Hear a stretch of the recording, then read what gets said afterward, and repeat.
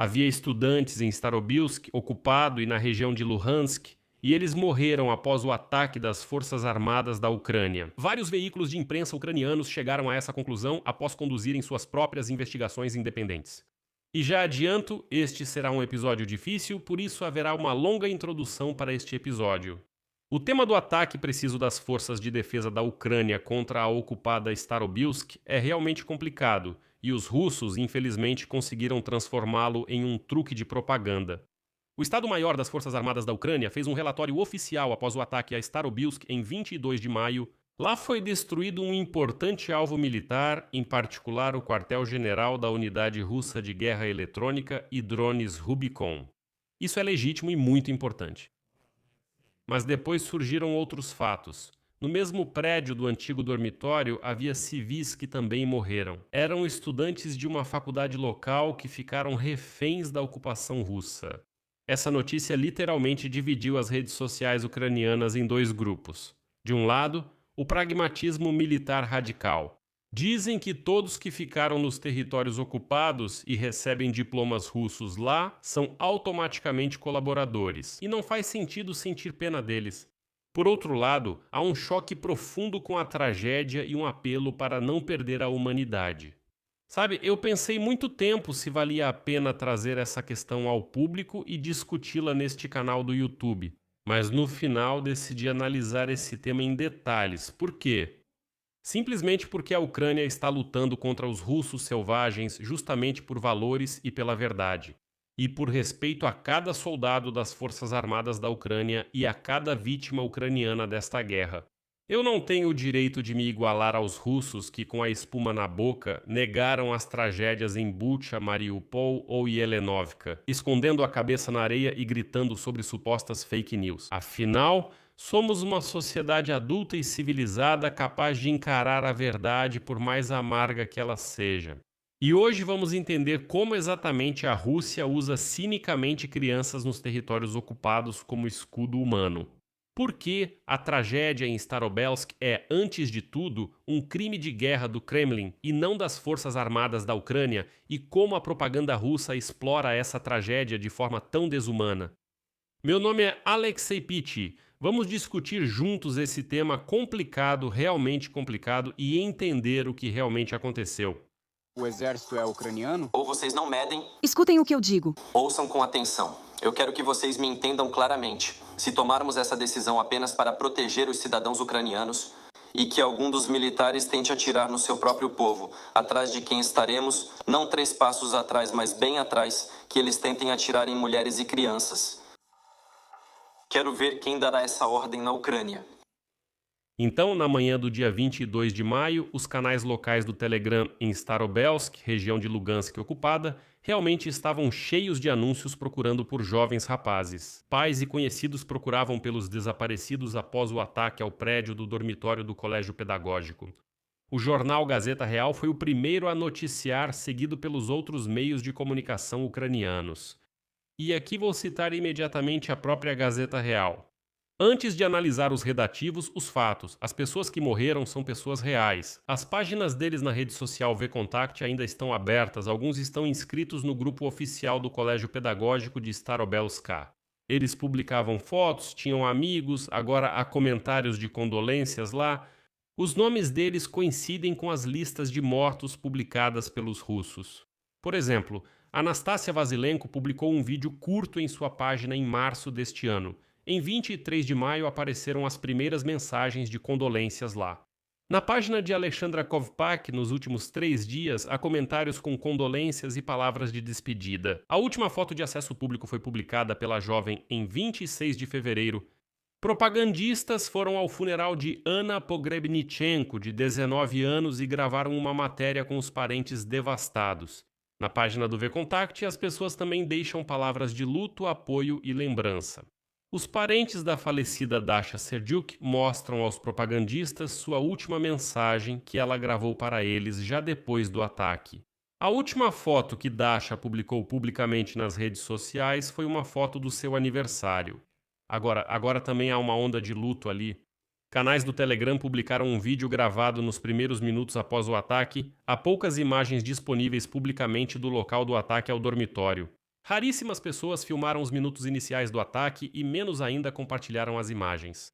A Rússia há muitos anos controla rigidamente o espaço informativo em Lugansk e Donetsk, por isso pode-se tratar de fontes propagandísticas. E no ano passado, o líder do grupo LNR, Leonid Pasechnik, proibiu completamente a publicação de fotos e vídeos das consequências dos ataques. Mas o que realmente aconteceu em Starobelsk? Segundo a versão do lado russo, na noite de 22 de maio, drones ucranianos atacaram Starobelsk. O dormitório do colégio de Starobelsk, chamado Universidade Estadual Pedagógica de Lugansk, foi parcialmente destruído.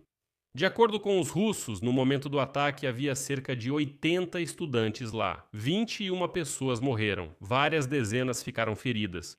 O Estado-Maior das Forças Armadas da Ucrânia declarou que o alvo do ataque era uma das sedes da unidade Rubicon, uma estrutura do Ministério da Defesa da Federação Russa que coordena o desenvolvimento e o uso de drones.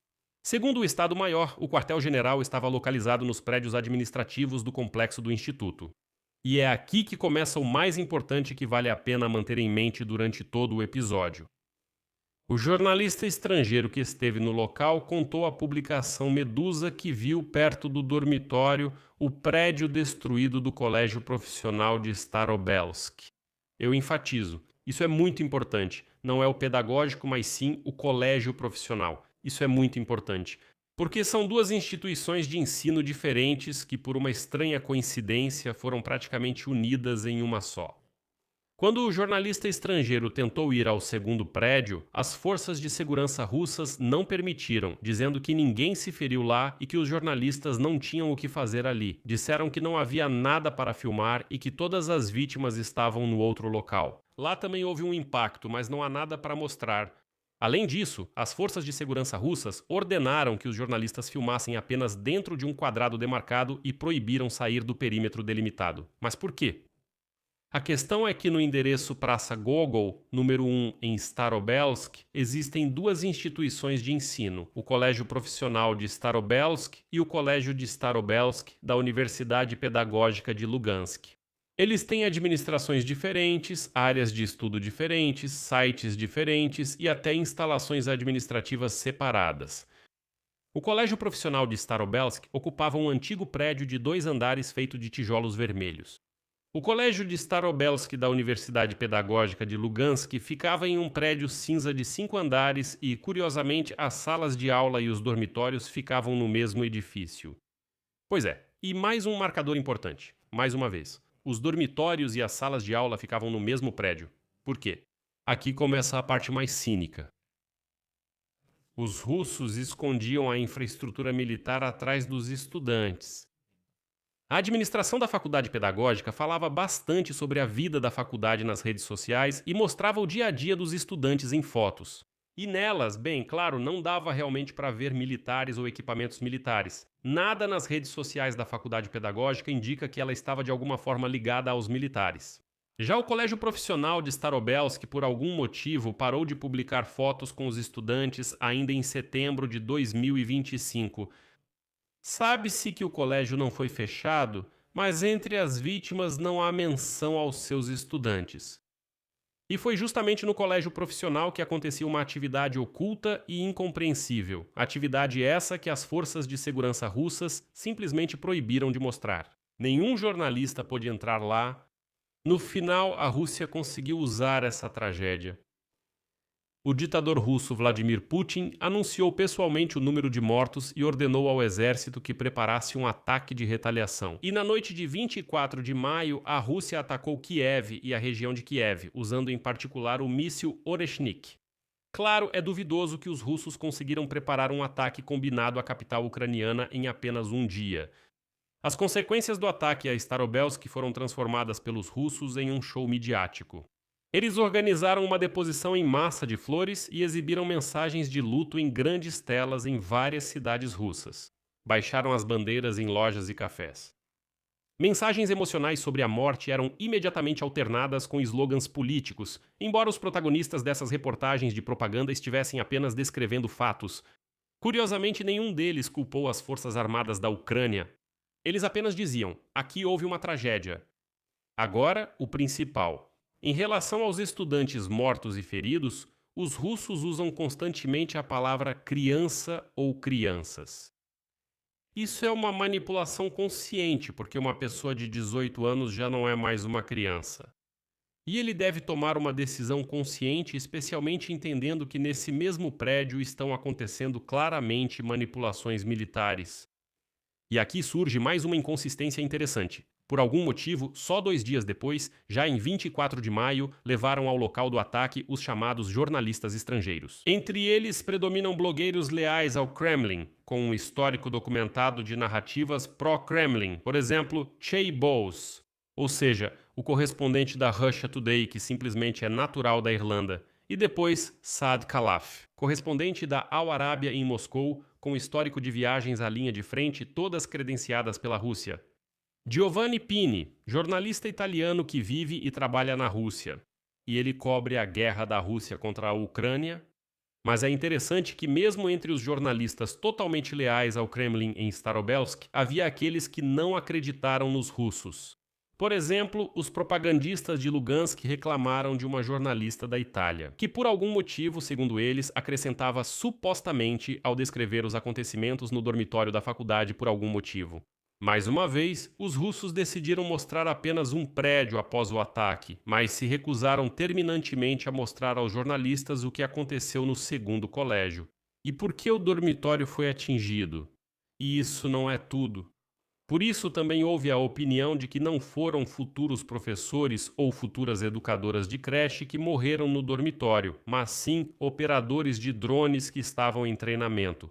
Essa conclusão foi feita com base no fato de que, na região de Chelyabinsk, meninas estavam sendo recrutadas para cargos de operadoras de drones na unidade Rubicon. E o que há em comum entre esses dois fatos é que a Rubicon realmente recrutava especificamente garotas.